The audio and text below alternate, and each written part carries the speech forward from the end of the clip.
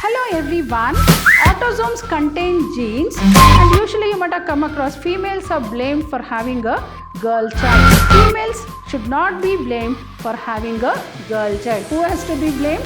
The father has to be blamed. So here you can see the female is having ZW and the male is having ZZ. This is an example of a girl. Very important concept. What do you mean by mutation? Sudden heritable change.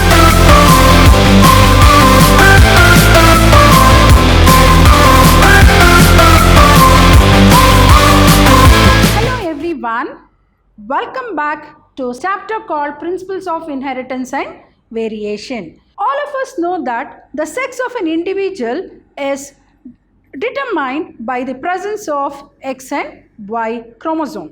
And we also come across that there are two types of chromosomes. As we have studied in the previous session, there are two types of chromosomes. One is called autosome, the other one is called allosomes. So we have already studied in last session what are autosomes. Autosomes contain genes that is very much responsible for determining the somatic or body characters of a individual. So autosomes are also called as what? Autosomes are also called as body chromosomes, or they are also called as somatic chromosomes. Somatic chromosomes. Somatic chromosomes. So what do they contain? They contain genes that determine the somatic characters of an organism. Whereas allosomes are also called as sex chromosomes. What are allosomes? As you know, there are a pair of allosomes called X and Y chromosome. If it is female, it is XX. And if it is in male, it is XY.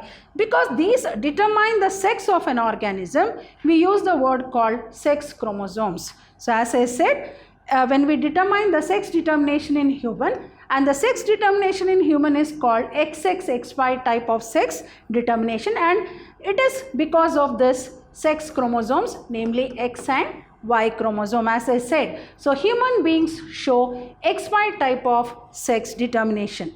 Moving on to the autosomes, as I said, out of 23 pairs of chromosomes, as you know, the chromosomal number of human beings is 46. That is 23 pairs. That is 44 are autosomes and 1 pair is allosome. If it is male, it is 44AA plus XY. This is in case of male. Whereas in case of female, it is 44AA plus XX. So only out of 23 pairs of chromosomes present, 22 pairs are exactly same in both the males and the females. Here you can see the autosomes are common. So what is the difference between the male and the female? It is based on the type of sex chromosome. In female it is 2X chromosome and in male it is XY chromosome. So out of 23 pairs of chromosome present, 22 pairs are exactly same in both males and females. That is, these are the autosomes. Then a pair of X chromosome is present in the female. As I said, a pair of X chromosome is present in female, and the presence of X and Y chromosome are determinant of the male characteristics. So in male it is XY. Right? This is the symbol for female and this is the symbol for male. And the females, as I said, have 2X chromosome. But in case of male heterogamety, that is, the males produce two types of sperms. As I said, they carry, that is, in case of male heterogamety, the males produce two types of sperms. That is, 50% of the sperms have one X chromosome, that have X chromosome, and the 50% of the males will have Y chromosome. Hence we call male as, that is, XY. They have XY chromosome in male. That is, 50% of the sperms have X chromosome and 50% of them have Y chromosome. So we call it as heterogametic. Heterogametic. Why it is called heterogametic? Two types of sex chromosomes are there. That is X and Y. Whereas in female we use the word called homogametic. homogametic. That is, the females are homogametic and produce ova with one X chromosome. Here, in case of males, 50% of the sperms will have X chromosome and the 50% of them will have Y chromosome. Whereas in case of females, as I said, they are homogametic, males are heterogametic, and they produce ova with one X chromosome. As I said, the sex of an individual is decided at the time of fertilization. So when do we come across the process of formation of male and female? The sex of an individual is decided at the time of fertilization by the type of sperm fertilizing with the ovum. Based on the type of sperm, whether it is X of the male or Y chromosome of the male fusing with the ovum, then it decides whether the offspring is a male or a female.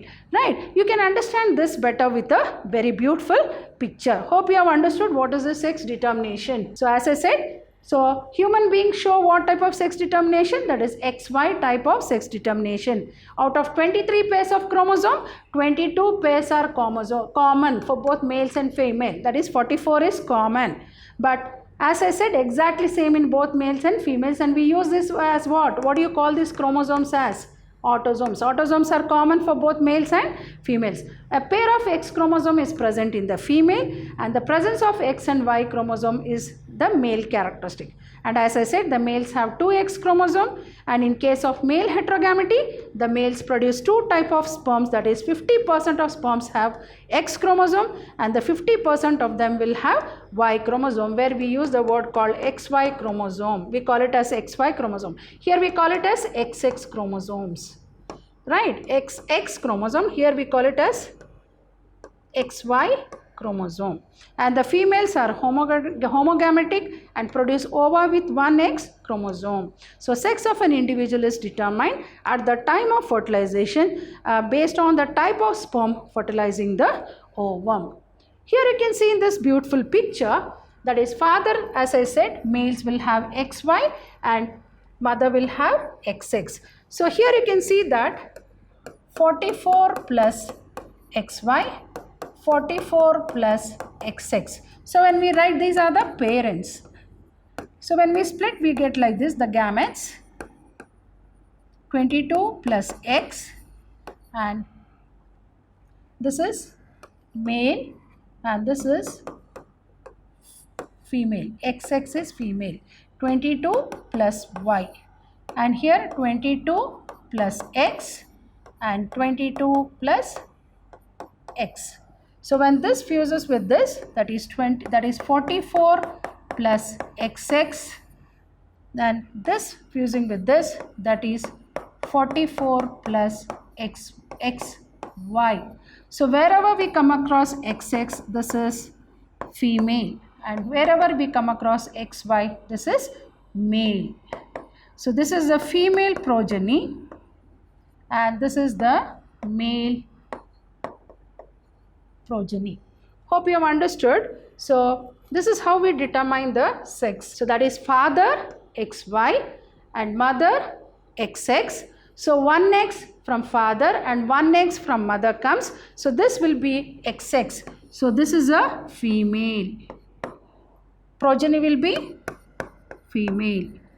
So one X, one Y from father and one X from mother, that is XY, the progeny will be a male. Similarly, one X from father and one X from mother, again the individual will be a female. So again, one Y from father and one X from mother will be responsible for the male child. So this is how we determine. And usually you might have come across females are blamed for having a girl child. But who is responsible for the birth of a male child? It is father. Only when Y chromosome comes from father, then only there is a possibility of having a male child.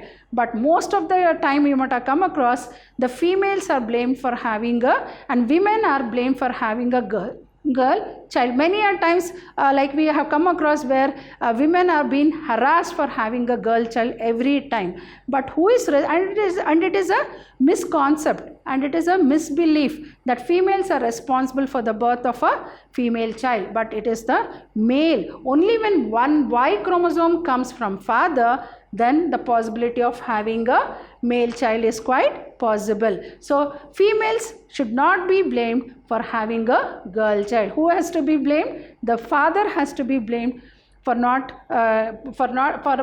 not possibility of having a male child. It is not the females. So when you go through this sex determination, that is XX and XY type of sex determination in human beings, you will understand what will be the possibility of the birth of a female child and what will be the possibility of the birth of a male child.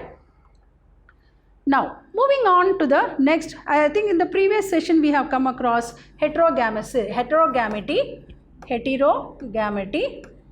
where we come across two types of heterogamity, that is male heterogamity and female heterogamity. So this XX and XO type of sex determination is an example for male heterogamity. So this type of sex determination is seen in insects like grasshopper and butterfly. So what is this XX-XO type of sex determination? I'll explain with the schematic representation, that is AA plus X, that is XX, then AA plus X0. Here you can see in case of male heterogamity, 50% of the sperms bear X chromosome and the other 50% do not have the X chromosome. So this is female and this is male. So what will be the gametes? Gametes will be A plus X, that is A plus X plus A plus X. Here it will be A plus X and A plus 0. So what will be the offsprings? The offsprings will be AA plus XX, then AA plus X0. So this is female and this is male. So parent. So that is in case of male heterogamity, where 50% of the sperms bear an X chromosome and the other 50% of the sperms do not have the X chromosome, where we call it as X0. Right, but only the autosomes, all the ova bear X chromosome. So when an ovum is fertilized by a sperm having X chromosome, the zygote develops into a female, that is 2X.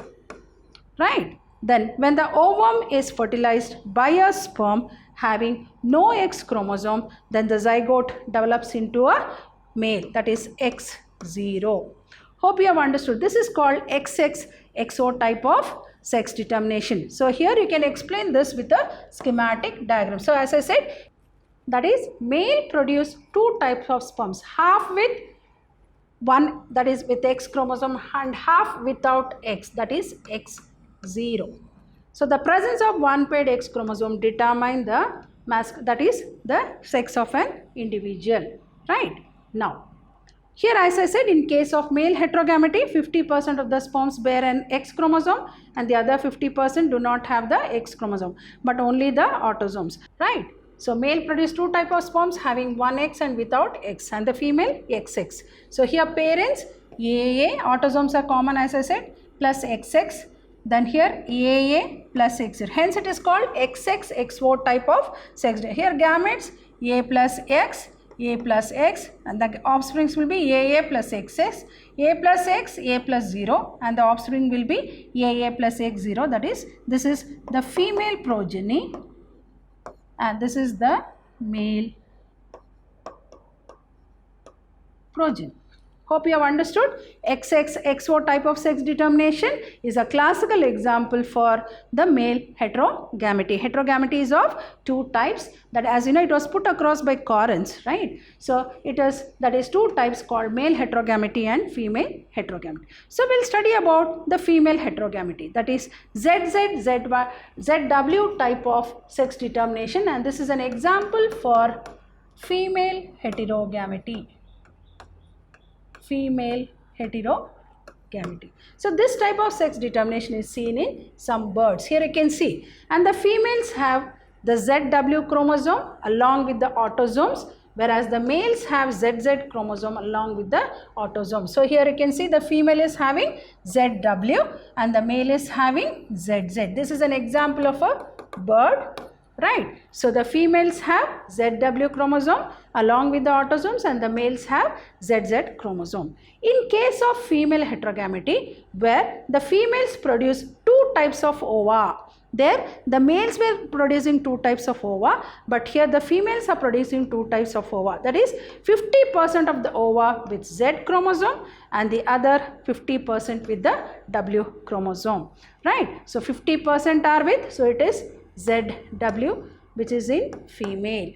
Then in case of males, as I said, here the female is heterogametic. Here male is homogametic, that is, and produce sperms with only Z chromosome. So it is Z, that is it is ZZ chromosome. So in this case, the sex of the individual is determined by the type of ovum that is fertilized to produce the offspring. So here you can see these are the gametes, that is Z and W. Here the gametes are Z and Z. So female is ZW and male is ZZ. So when one of the Z fuses with another Z of male, then it will be ZZ. Obviously ZZ is what? It is male.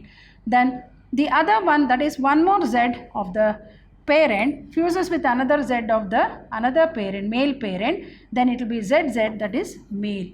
Then a similar way, when Z, that is one Z from father and one that is W from mother comes, then the individual with, if it is ZW, it is female. Here also you can see ZW, that is female. So this is male progeny, sorry, this is male progeny, this is male progeny, this is female progeny, and this is female progeny, right? So as I said, this type of sex determination is seen in birds and the females, and this type of sex determination is an example for what? Female heterogamety. Female heterogamety. So the females have ZW chromosome along with the autosomes and the males have ZZ chromosome. In case of female heterogamety, where the 50% of the females produce two types of ova, 50% of ova with Z chromosome and the other 50% with the W chromosome. The males are homogametic and produce only Z chromosome. So in this case, the sex of an individual is determined by the type of ovum that is fertilized to produce the offspring. So you can see in this beautiful picture, that is the female is ZW and the male is ZZ. So after the process of fusion, here you can see ZZ means male, ZZ means male, ZW means female, ZW means female. 50% will be male and 50% will be female. 50% male and 50% female. Now let us study about the sex determination in honeybees. So here we come across that the honeybees show haplodiploid type of sex determination. Here male is haploid having 16 chromosomes. Here you can see male is haploid having 16 chromosomes, whereas female is diploid. Hence it is called what? Haplodiploid type. Why it is called haplodiploid type? Male is haploid with 16 chromosomes and the female is diploid with 32 chromosomes. So the offsprings, here you can see females 32 chromosomes, male that is 16 chromosomes, and females will undergo meiosis, that is 16 into 16, and here mitosis, right? So 116, one of the that is this 16 fuses, this will be the male. So the other one will fuse with the other 16 and will form 32. So if it is 16, it is male, and if it is 32, it is female. Usually the female will be the workers or the queens and the male will be the drones. right? So the unfertilized egg develops into male, and that is by means of partheno, without fertilization. Here without fertilization,